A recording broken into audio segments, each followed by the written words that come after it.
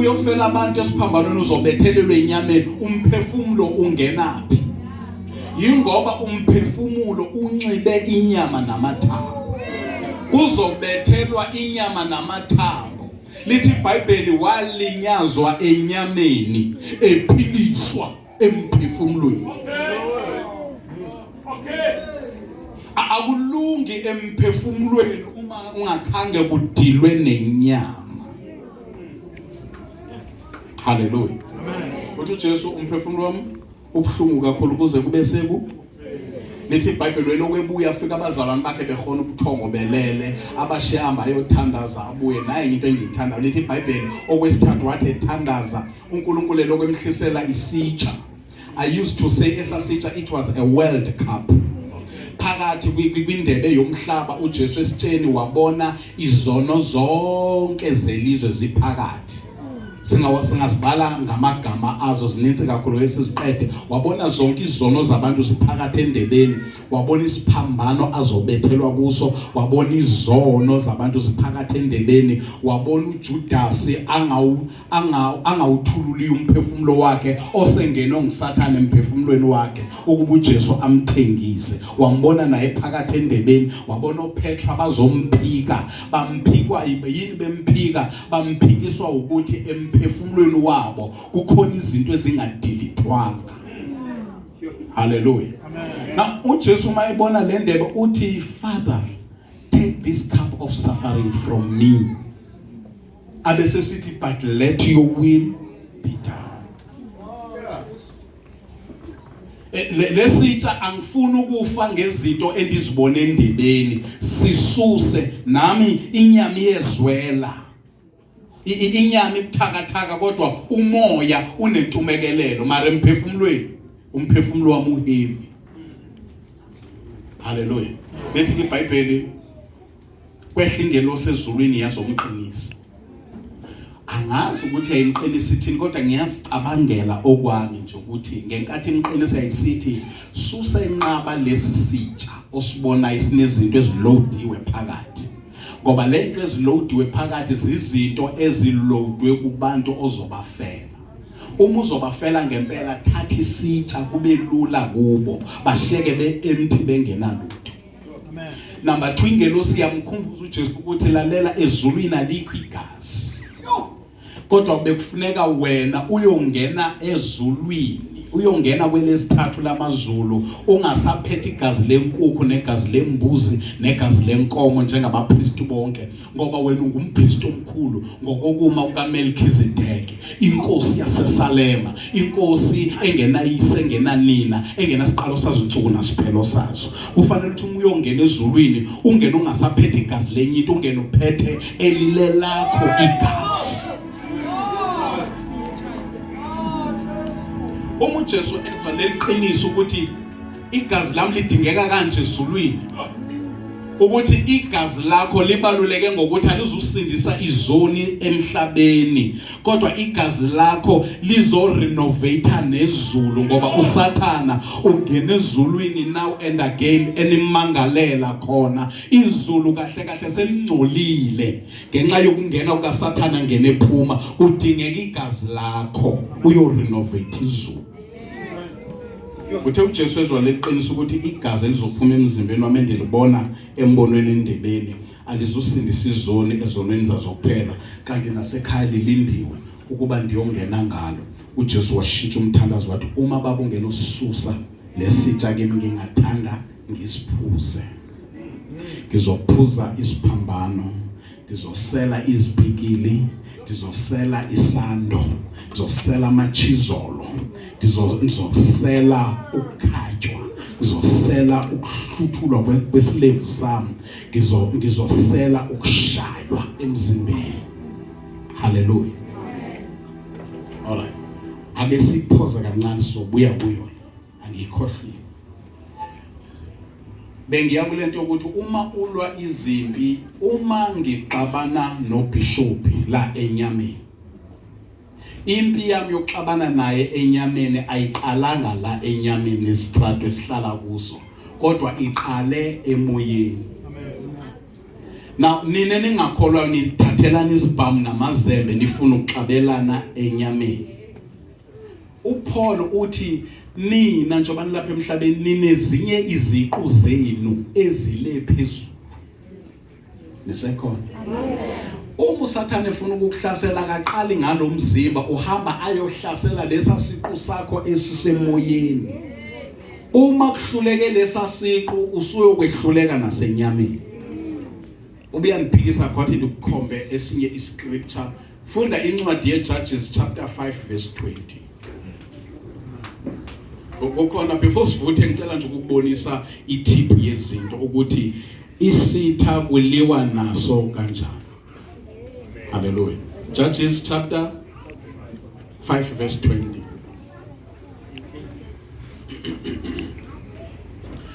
Lapho ozofunda khona kwakune inkosi kwaIsrael kwafika iJudges zingene ngesikhathi lithi iBhayibheli bekungekho inkosi kwaIsrael. Kuthulekile. Nisekhona.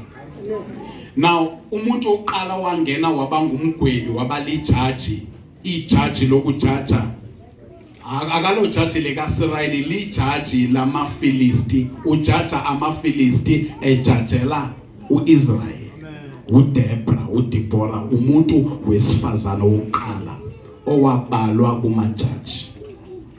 Hallelujah. Ungena uDebra ebujajini bane problem kaSisera elithi iBhayibheli wayicindezela uIsrayeli ebathelisa intela ihafe eninzi ebacindezela bebulawa usenziwa yonke into ezenzela unothanda kwaIsrael. Then kwangena elijaji lomfazi elingu Debra. To cut the long story short uzofunda umfowethu lapha. To cut the long story short lithi iBhayibheli uDebra ngenxa kaSisera awaye busy elwa naye and ngesikhathi samajaji kwakungekho qhawe kwaIsrael elalingalwa noSisera. uSisera wayebhize hlukumeza isizwe sakwaIsrael ngehafu ngengcindezelo yayo yonke into. Lithi iBhayibheli uDebra wangena kwela kamoya wa-addressa uSisera kwilizwe lakamoya ngoba uyazi ukuthi esihlupha lapha emhlabeni unikezwe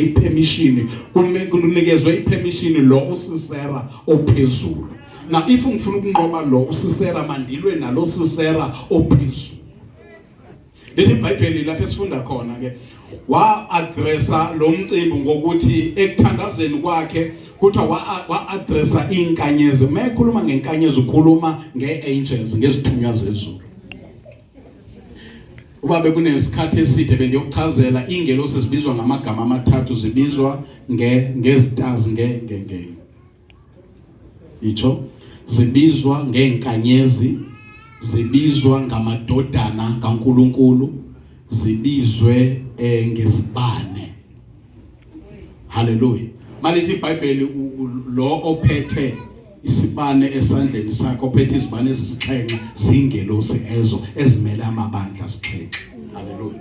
Now lithi iBhayibheli uDebra wangena wadila waxoxa nengelosi ezindleleni zazo. Wathi emhlabeni sihlushwa ngoSisera sicela ke nidile naye uSisera seyisicefe emhlabeni uIsrael akakwazi ukunyathela ndawo kunabantu abacindezela kunabantu abafileyo ngenxa kaSisera. Kuthiwa ke ingelosi ke zathi ezindleleni zazo zadibana naye uSisera ezindleleni zakhe kuthiwa zambulala 7 days before kufe lo osemhlabeni. Hallelujah. Lo uSisera ofale emkhathini kanti ube controller lo olapha emhlabeni wabulawa 7 days before kuzofalwa ngoba lo olapha emhlabeni akabulawanga nguDebra. uDebra wabulala uSisera wokomoya. uSisera wenyama lo ocontrolwa yilo wokomoya wazobulawa ngomunye umfazi wakaIsrael. Esabaxhaphaza sithi ongiphe into yokuphuza lapho. Kuthiwa yathi lenkosazana ngicela uthathe uhlale esihlalweni sakho sobukhosi kuthiwa wamlethela ubisi no cheese. Kuthiwa wathi methi wamkela ijagi yobisi esebhizi kuthiwa lo mfazi wamxutha isandla wasibethela ngechizolo ngesikhonkwane ngesando wathi ngenkathi ebhajwe isandla sakhe engakwazi kulwa nalowesifazane kuthiwa wamgqema uduma enhloko yakhe kwachitheka ubuchopho wafa uSisera wasemhlabeni. Njoba efa nje kunamalanga ake ahamba athile uSisera wakhe wokomoya sefile. Lo uzoqamba uzofa ngoba umzimba wakhe. Lo Paul athi ninezinye iziqo ezingekho lapha emhlabeni kodwa ezisizulwini. Funda. Abagwebo chapter 5 verse 20. Yes sir. Zalwa ezulwini. Zalwa inkwenkwezi emendweni yazo noSisera. Ngixelele yiphi inkwenkwezi elwayo? Ayikho inkwenkwezi elwayo zisithunywa zezulu lezo kodwa zibizwa ngalendlela ukuthi zinkayi. Kuthiwa zalwa inkanyezi ezulwini ya. Umlanjana weKishoni wabaphuphulisa. Umlanjana wamanyange. Umlanjana waseKishoni. Yeah. Nyathela ngamandla mphefumulo wami. Uyabona ukuthi zonke iproblem izinto ongena kuzo engxakini aziqonde enyameni kodwa ziqonde emphefumulweni. uDebra meqeda ukuthandaza ebona ukuthi isukile phezulu. uDebra uaddress umphefumulo wakhe uthi mphefumulo wami ngiyathela ngamandla. Ngoba uchaba lwethu ekudala lusihlasele emhlabeni lwehluliwe ezulwini ngiyathela ngamandla. Sayibona ngelinye ilanga. Qhubeka lapho kancane. Aza aqisha ngamanqina amahashe ngokuphala. uDebra ubona inkanyezi zilwa ezulwini noSisera ubona amahashe ngoba ayikho into ekhona apha emhlabeni engekho ezulwini. Hallelujah. Yes sir. Ngokuphala anamandla kuwo. Qalekisani iMezori satsho isithunywa sikaYehova. Yabona ke nansi into ebengifuna uyiqaphele esidlula kuyo lapha sivalele zozo siye kwenye. Kuthiwa mayiqalekiswe iMizori ngabantu ekuthe uDebra esithi ngenani ifasting ngoba sinothaba olunguSisera. Kuthiwa abanye bangena abanye abangena. Lento kuyoze ukuthi ebandleni kumenyezelwa into ebandleni kumuntu wonke. Kube khona iqembu eliyenzayo. Kube khona elinye iqembu elidojayo lisemakhaya athi uBishop akazozonjonga esiswini ubandlilena. Hallelujah. Bishop babuye balibala okokuba thina sesaba neswekile, sesaba neasthma. Akazothi uBishop azondibheka esiswini kodwa ke ngela xesha kuthandazwa ngalo ibandla nami ngizothandaza. Ubuyazi ngalo kokuba uzothi ulwa noSisera ukuthi wazila ukudla kanti uThixo ufuna ukukuphilisa kwakulo ma-ulcer wakho. Na ingelosi yona ebukayo edinikeze umuntu kaNkulunkulu umyalezo kokuba tshela ibandla lingene kwifasting. Iyababona bazilile, iyababona nabadlayo. Ithi mase inqotshiwe ingelosi iyabuya ithi makuqalekiswe bonke abangakhange bangene ifasting. Nilwelwa ngubani kanti? Kufanele kulamba abanye maseni enjoy nonke impi eliwe ngabanye abantu nina ningalwanga.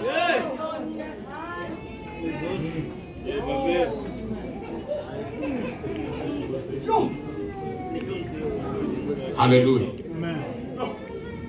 Be careful when uNkulunkulu ethetha something ebandleni lonke. Be full. Hallelujah. Noba kuthiwa wehluleka kanjani ethi inkosi ngiyangena ngiyokubamba Thixo. Ngiyokwenza njengoba abanye besisho ngoba kwayilento kuthiwa ingenele inkosi yazi ba wena uyohluleka ukuthandaza, uthanda isoap is too much. Uthanda social media kakhulu uko TikTok uthi uphuma ku TikTok ubungena ku Facebook uthi uphuma ku Facebook ubungena ku WhatsApp uthi uphuma ku WhatsApp ungena ku Instagram uphuma ungena uphuma kuthi ezulwini kuba bekuthiwa ungena ephuma ezintweni zezulu ngebe emoyeni ukude mase kuyalezwa izinto zokuba zizosiza ibandla usuyafeyila ukhala ngama ulcers ukhala ngo sugar diabetes ithi ngelosi makaqalekiswe umiso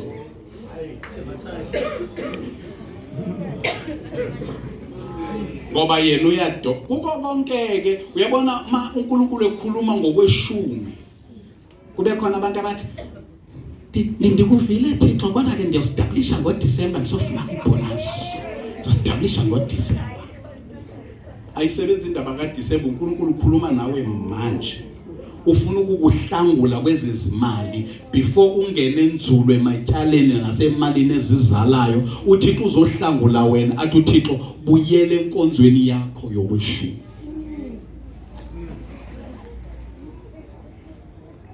ngoba into eyenziwa ngabanye abantu abanye bangayenzi ayilimazi laba abayenzile ilimaza wena ongayenzile ngoba mayizibuya izobuya ngawo haleluya uThixo uyasixwayisa nje abazalwane ngoba uyasithanda haleluya all right asiyivalele zozo asiyivalele zozo awubuye ufunde yazi awubuye ufunde incwadi yamaHubo chapter 42 ngicela ukuyivala lezo yomphefumulo siyoze siqhubeke nayo ngelinye ilanga ngoMinkosi ifuna koyivale ngale lelo verse lelo Ndumiso 42 uverse 1 ndifuna ufondo 6 kakhulu njengechama elitsalela emifuleni yamanzi njengendluzela itsalela emfuleni yamanzi wenje njalo ukutsalela kuwe Thixo umphefumulo wami uyabona nomphefumulo ukuthi usenkingeni wenze njalo ukutsalela kuwe khona izinto ezitsale inyama nomoya wami inyama yami iyatsalwa ngapha kodwa mina njengexhama litsalele emifuleni yamanzi unjalo umphefumulo wami ukutsalela kuwe Jehova ophilayo ya umphefumulo wami uqalela uThixo ophili lezinto inyama efuna ukuzigcwalisa kumi mina mphefumulo mina wami umphefumulo uncanelwa wena Jehova owami umphefumulo honest Nkosi uyakwazi kakuhle uncanelwa wena uNkulunkulu ophilayo ndiyakufika nini na ngibonakala ebusweni bukaThixo inyembezi zami zaba ukudla kwami uyazi ukuthi khona abantu abeza enkonzweni beze ebusweni bukaNkulunkulu beze ngenyama nomoya kuphela kodwa umphefumulo wakho ushiyeke esamweni labantu abeze eqala lapha ibona bangadingeki kodwa bekudingeka kakhulu umphefumulo ukuthi umphefumulo uphakathi ukufuna kuthwalwe yibo bawulethe ebusweni bukaNkulunkulu uthi uDavid ndiyokufika nini ndibonakale ndimi phambi kwakho Nkosi ukusho kena ngoba kunento ezazimvalele emqolombeni uSawule ebusy elwa naye namasosha akhe sokuvaleke yonke into uDavid inkonzo zakhe athanda ukuzenza ngaphambi kaJehova ngomphefumulo wakhe akasakwazi ukuzenza waphinde wavalelwa ngoAbsalom unyana wakhe ndiyakufika nini ndibonakale ndimi phambi kwakho Nkosi qedela baba bakuthi kum imihla yonke uphi na uThixo wakho bathi xa bebona kungekho ama results okukhonza bathi where is your God ngikhumbula oku kuverse 1 lo ngifuna uverse 4 ngikhumbula oku ngiuphalazela kum umphefumulo wami uthi ngikhumbula lento ngelanga ngiphalazela kum umphefumulo wami ngoba umphefumulo uyathuma nangu kubani lo wesifazane uPenina uncokoloza uHana omunye manje sithi hey mfazi mina ndinayo wena nompriest ucabanga ukuthi lo wesifazane udakiwe uthi uyonxela kuze kube nini wena mfazi ndini uthi anginxelanga kodwa ndiyathula umphefumulo wami umphefumulo uyathululwa uxanduva lwakho lokuthi wena ube busy uthulule verse 6 Thixo wami umphefumulo wami usibekelekile kum ngenxa yoko ndikhumbula wena ezweni laseYordani umphefumulo wamthixo weqhumekile ngenxa yezinto eziweqhumile undikhumbula wena ezweni laseYordani. Umphefumulo ukhumbula izinto ezinkulu uThixo ake wawenzela zona qha ubanjiwe, uarrestiwe, usejele, weqhumekile. Hallelujah. Uyathululwa saphinde sathi uyampintshwa, uyaqetshwa, uyawumpimpa umphefumulo, uyawucela uJehova. Hallelujah. Siyabonga. Funda izwi ke baba sigijime abantu benkosi badle sigodule. 1 Corinthians chapter 1 verse 18. Izwi nje lisimple bazalwana, sesalijwayela likhabishi lasemarket akesibone lona namhlanje. Chapter 1 verse 18. Yes sir. Verse 18. Kuba ilizwi lomnqamlezo libubudenge obunene kwabatshabalalayo. Yeah. Kodwa ke kwabasindiswayo thina aba lingamandla kaThixo. Khaliphinde futhi. Kuba ilizwi lomnqamlezo libubudenge obunene kwabatshabalalayo. Kodwa ke kwabasindiswayo thina aba lingamandla kaThixo. Liphinde kokugqibela. For the message of the cross is foolishness to those who are perishing. But to us who are being saved, it is the power of God. Hallelujah. Asikhulume ngaloko namhlanje sibe sesihamba bazalwana sijabulele iconference ezayo next week. La umpostoli Paul ubhalela ibandla laseKorinte. Ibandla laseKorinte libandla lasemtateni, libandla laseHapa. Hallelujah. Ibandla laseHapa alinayo inature A1 ongathetha ngayo ukuthi elibandla laseHapa lina lento nalento nalento. Ngenxa yezivakashi ezisuka kumazwe ezimane sifika kulo lagcina lingenayo inature eyodwa. Hallelujah. Leli bandla laseKorinte bekuthi makufike izivakashi ngoba libandla liseHapa elwandle lithi xa libonisa izivakashi libabonisa iKorinte, libabonisa iTown Hall yethu yintontoni yethu ebalulekile yaseKorinte njengoba bevakashile. Kwakunendawo ezinhle eKorinte nendawo ezazithandwa zivisitors namawa ayenziwe nazo zonke izinto ezinhle. Kodwa ekugcineni igoal yabantu baseKorinte ngoba lento yama visitors asuka kwamanye amazwe avisitela iKorinte yangenwa ngabazalwana ababeshunyezwe nguPaul. Bathi sizobangena abantu bezizwe abavela kuzo ngalento babezobona indawo yethu enhle yaseKorinte. Kodwa ekugcineni sifuna siphume nomphumela wokubashumayeza ivangeli ngenkosi uJesu. Lithi iBhayibheli bakwenza banenze abantu abathola ivangeli ngenxa yokushunyayezwa eKorinte bevizitile. Bengezange enkolweni babevizitile, bencebelekile, abanye behamba nezidudla nezilenda zabo, kodwa bathi mabebuyele emva babuyela nevangeli lenkosi uJesu. Hallelujah. Now ekugcineni into esifaka la to the message of the cross. Kwafika isizwe ekuthiwa ngamaGreek. Kwafika amaGrike abantu abazincuba buchopho. Kwafika abantu abafundile. Bababonisa bathi masebengena bechaza ukuthi khona umuntu ekuthiwa nguJesu igama lakhe. Owaye wabanjwa ngenxa yezono zabantu wahlukunyezwa, wabethelwa esiphambanweni. Bathe besabachazela amaGrike ahlakaniphile bafundile kakhulu. Athi amaGrike, can you pause this portion yokuthi lo muntu wafa emnqamlezweni? Sizophinde sibuye kuyo le. We are not interested about ukufa kwakhe ngoba baninzi abantu abafayo kodwa abafeli umuntu bazifela bona. Kutsho amaGrike ephendula abazalwana baseKorinte. Bathi imute le ndawo yokuthi wafa lo muntu efela izono zethu. Tell us more about the man. Bafike baxinga lapho base bebhalela umpostoli uPaulos okokuba hey kunesizwe esifikile apha ekuthiwa ngamaGrike siyaxinga ekubashumayezeni ivangeli ngenkosi uJesu ngoba bafike basibuza ezi question. Wasebhala uPaul ephendula ileta yabo.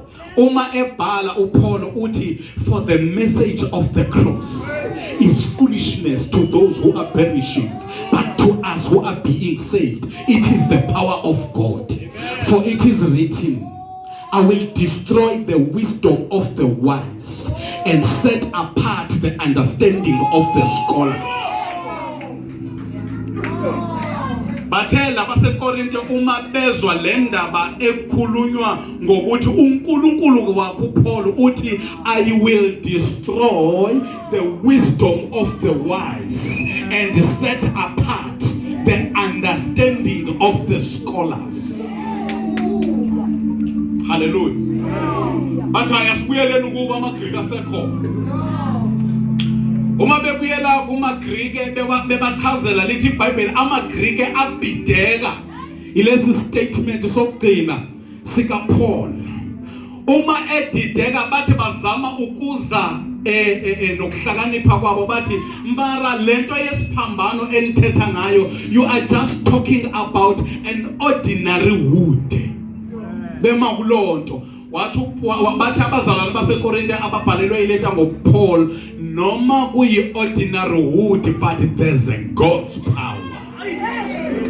Hallelujah. Asingene la ake sihlanganise le statement esithi it's an ordinary wood. Kodwa sibone ukuthi uNkulunkulu wasebenzisa iordinary wood. Lithi iBhayibheli uNkulunkulu uthatha uNkulunkulu ushodisa okanye udestroya ukuhlakanipha kwezihlakaniphi. Kubese kuthiwa uNkulunkulu wathatha izinto ezingenamandla ukuze aphoxe izinto ezinamandla. Waphinda uNkulunkulu wasebenzisa izinto ezikhangeleka ngathi zizidenge ukuze aphoxe ezihlakaniphileyo. Hallelujah. Ungazedelela uma abantu bekwedelela bethi awunamandla, awunalwazi, awunantontoni.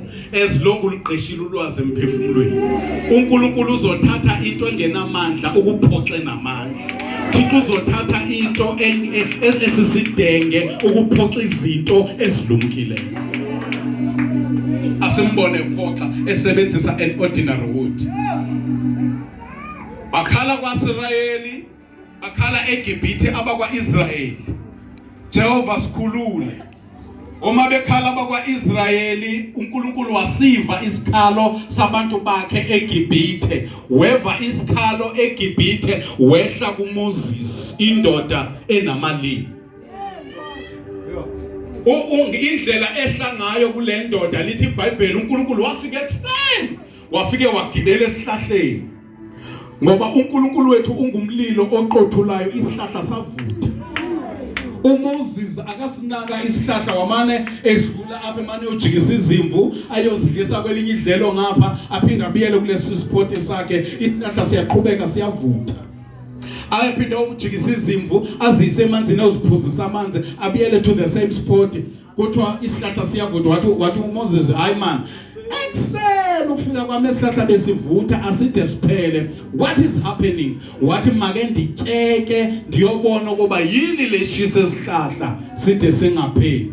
Uthe mesondela ngasesihlahleni kwaphuma izwi engathi inhloko moya amanzi lathi, Moses, Moses, khulula imbadada ezo, indawo ome kuyo ingumhlaba ongcwele. Moses wakhulula imbadada waguqa ngamadolo. Wathi ngibani na wena Nkosi? Wathi uNkulunkulu kaAbrahama, uNkulunkulu kaIsaki, uNkulunkulu kaJakobe. Ngizwile isikhalo sabantu bami eGibhithe, manje ngehlile. Kukhale bona eGibhithe kodwa ngihle kuwe. Hamba ke wena uye kuFaro uyomtshela ukuthi akakhulula abantu bami. Uthi uMoses, uNkulunkulu uthuma umuntu orongo, ngine problem yokustaka ngolwimi, andikwazi ukukhuluma kakuhle, ndinamalimi. Uthi uNkulunkulu yekela indaba yamalimi. Mina uNkulunkulu ngisebenzisa izinto ezingenamandla ukuphoxa ezinamandla. Mina Moses ngisebenzisa izinto ezibubudenge ukuze ngijabhise ezilunkileyo, ngoba into kaThixo engenamandla inamandla kuneyabantu, nento kaThixo ebubudenge ihlakaniphile kuneyabantu. Wathi uNkulunkulu ngizosebenzisa lokustakha kwakho. Hamba uye kuMoses, hamba uye kuFaro eGibhithe. Uthe esho wathi ngiyakuzwa uNkulunkulu, but I'm not convinced. Ndiyofika ndithi kuFaro ngithunywa ngubani. Wathi uyofika umtshele uFaro ukuthi ndinguye endinguye, undinguye ukuthumile.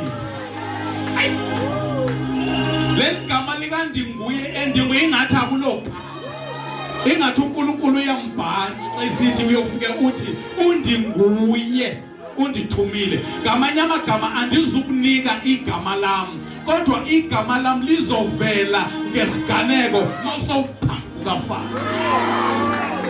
Ngiyofika ngivele phambi koFaro ukuthi nginguye enginguye. Wasembuza uNkulunkulu yini lo ayiphethe? Uthi ngiphethe induku nje yokushaya izimvana. Wathi hamba nayo leyo nduku, wathi ungekahambi nayo phosa leyo nduku emhlabathini. Kuthiwa wathi meyiyeke iwa phansi emhlabathini yaphenduka yaba inyoka. uMoses wadla phansi wathi uNkulunkulu hey, ubaleka induku yakho, buyela kuleyo nduku yakho ibambe ngomsila. Wabuyela uMoses wayibamba ngomsila. Athi ngikubuza umbuzo, yintoni induku kaMoses? It's an ordinary wood. This ordinary wood seyiphenduke yaba inyoka. Moses waqala uvuka amakha wathi ayinandaba indaba yami yamalimi, kodwa lento engiyiphethe it is ordinary, but at the same time it is extraordinary. Lento engiyiphethe i-ordinary, extraordinary. Xa ithandi ba ordinary, xa ithandi be extraordinary. Wahamba na engakahamba wathi uNkulunkulu Moses uphakamisa isandla sakhe wasiphakamisa wathi uyasibona wathi sifake esifubeni wasifaka, mesikhupha yasikhupha simhlophe ubulephero iqhele. Uyakhala uMoses isandla siyasheka, uthi uNkulunkulu sibuyisele phakathi wasibuyisela saba right. Wathi uMoses I'm convinced. Uya kuFaro, mayifika kuFaro uyafika uthi usho uJehova khulula abantu bami bambe bayondikhonza. Uthi uFaro unguba, who is that Jehovah, oh God, who can listen to by me? Udelela uNkulunkulu kaMoses, ubani lo uNkulunkulu wakho mina ongalalelwa yimi? Yini esho ukuthi uthunywe uNkulunkulu wathi undinguye undithumile. Ubani undinguye? uMoses waphosa induku yakhe phansi. Uthi angayiphosa yaqala yadansa yaba inyoka. Yabona uMoses encumile ekhoneni. Manje uthuswa ukuthi uFaro akethuki. uFaro wathi into echaza ukuthi uthunywe ngulondo nguye wakho le. Wathi okay Moses awazi into wena ake sikufundisa ubungu. Wathi bizani just 4 students ebezikade zisenza imagic zikwi school of magic esanda ku graduate ngoku. Awubabize beze zezi student eziyi4 ziphethe induku zazo zafika. wathi uFaro kanboniseni uMoses lento ayenzile. I-student zaphosa induku yaphenduka induku kaDlamini yaba inyoka. uFaro waphosa yakhe yaphenduka yaba inyoka. uKhathula waphosa yakhe yaphenduka yaba inyoka. noNgcoya waphosa yakhe yaba inyoka. Kwaba zinduku eziyi4 ezizinyoka plus inyoka kaMoses. Lezi abasiphosayo, these are an ordinary stick. Zihleli ne-ordinary and extraordinary wood. Hallelujah. Kuthe zisadansa inyoka kaMoses yadikwa. Idikwa ukuthi kade idansa yodwa, ngokusekhona ezinye izinto eziyiphazamisayo. Ithi sathi shaya ichwechwa inyoka kaMoses, kube khona inyoka ezogileka kuyo, yayibamba yayiginya. yaphinde iyadansa kwezinyoka kaKathula yayibamba yayiginya, kwezinyoka kaFaku yayibamba yayiginya, kweza inyoka kaNgcoya yayibamba yayiginya. Wasethi uMoses, alright, miracle yokuqala sesiyenzile, ngicela yonke indoda ibambe induku yayo, mina sengiyayithatha yami. uMoses wathatha induku yakhe, eseyidle zonke induku, amadoda abuyela ebambelele ngaphambili engaphethe lutho.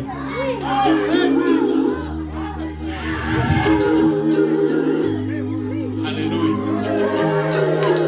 Amena ngikuxelele namhlanje lento okuyo inamandla kakhulu.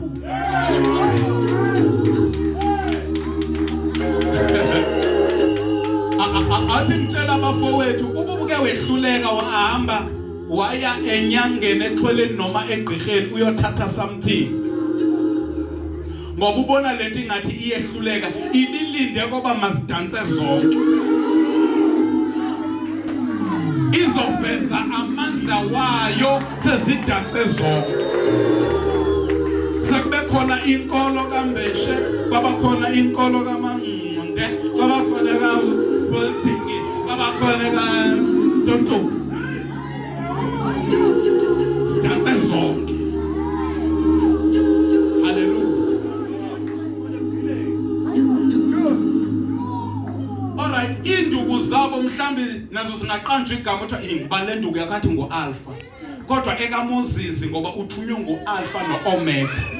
O-Alpha bodwa bagcina bengo-Alpha mase beginyiwe abasaproduce inyinto. EkaMoses yavela okokuba mina ngingu-Alpha futhi ngingu-Omega, ngiyisiqalo ngiyisigcino, ngaphandle kwami akekho omunye uNkulunkulu.